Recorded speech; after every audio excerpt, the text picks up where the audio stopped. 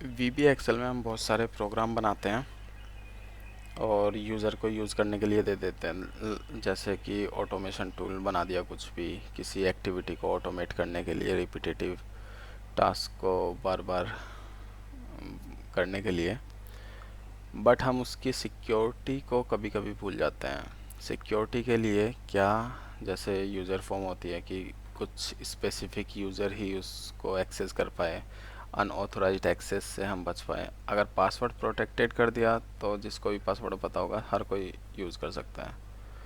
But हम एक थोड़ा सा फैंसी बनाने के लिए इसे एक लॉगिन फॉर्म दे सकते हैं जो मैंने बनाई है, और जिसको आप अपने किसी भी टेम्पलेट, किसी भी प्रोजेक्ट में यूज़ कर सकते हो।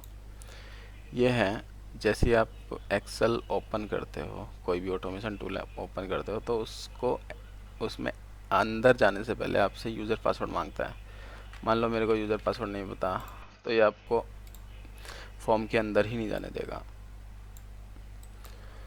और मान लो GUST मैंने अपने लिए GUEST यूज़र एंड पासवर्ड रखा हुआ है, लॉगिन कर देता हूँ मैं। ठीक है, इसके बाद आप ये वाली फॉर्म पे पहुंच जाओगे और यहाँ से अपने प्रोजेक्ट स्टार्ट कर सकते हो।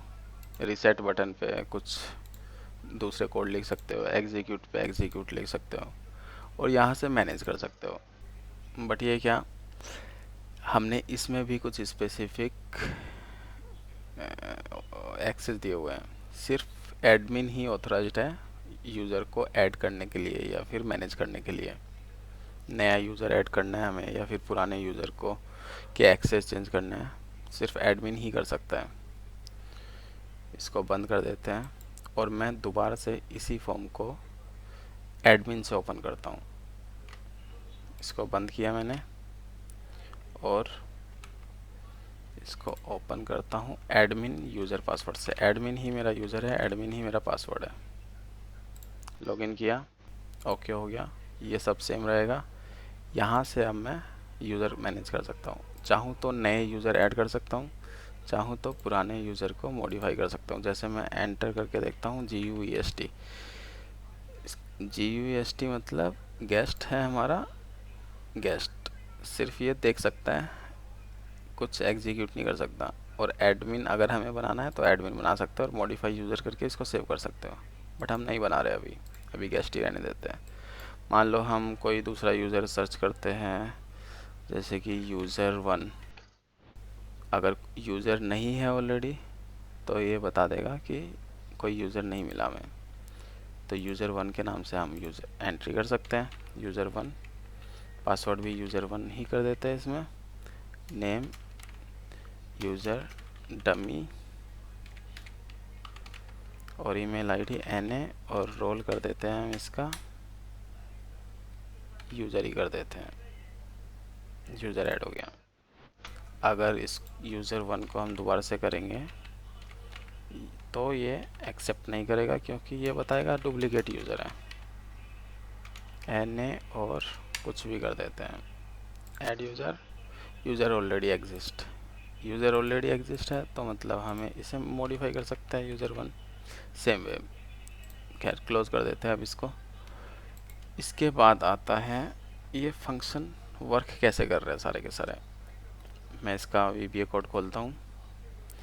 इसका पासवर्ड VBA का है 123, याद कर सकते हो आप इसको।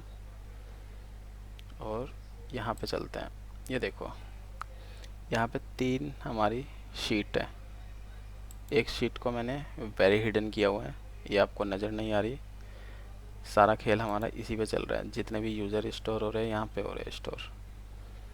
ये हमारी फॉर्म है 2 और ये हमारे कोड हैं। लॉगिन फॉर्म जो फर्स्ट वाली फॉर्म आपने देखी थी, लॉगिन के लिए ये वाला कोड है, यूज़र को चेक करेगा और लुकअप लगा के DB वाली जो हमारी शीट जो वेरी हिडन है वहाँ से सर्च करेगा कि ये वहाँ पर जो यूज़र एंटर किया है और पासवर्ड एंटर किया है वहाँ पर है या नहीं। अगर है तो ये सक्सेसफुल यूज़र कर देता है, सक्सेसफुल लॉगिन कर देता है। अगर नहीं है तो आपको दोबारा से बोलता है कि सही यूज़र की एंट्री करो।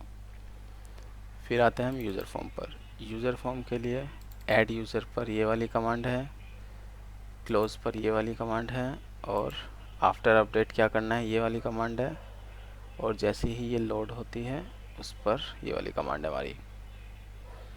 तो आप इसको अच्छे से स्टडी कर सकते हो। कोई क्वेश्चन है तो आप मेरे को कमेंट बॉक्स में लिख सकते हो, मैं हेल्प करूँगा। और ये वाला जो है टेम्पलेट, मैं एक लिंक दे देता हूँ, वहाँ से आप डाउनलोड कर सकते हो। Thank you very much for watching. Bye bye, take care.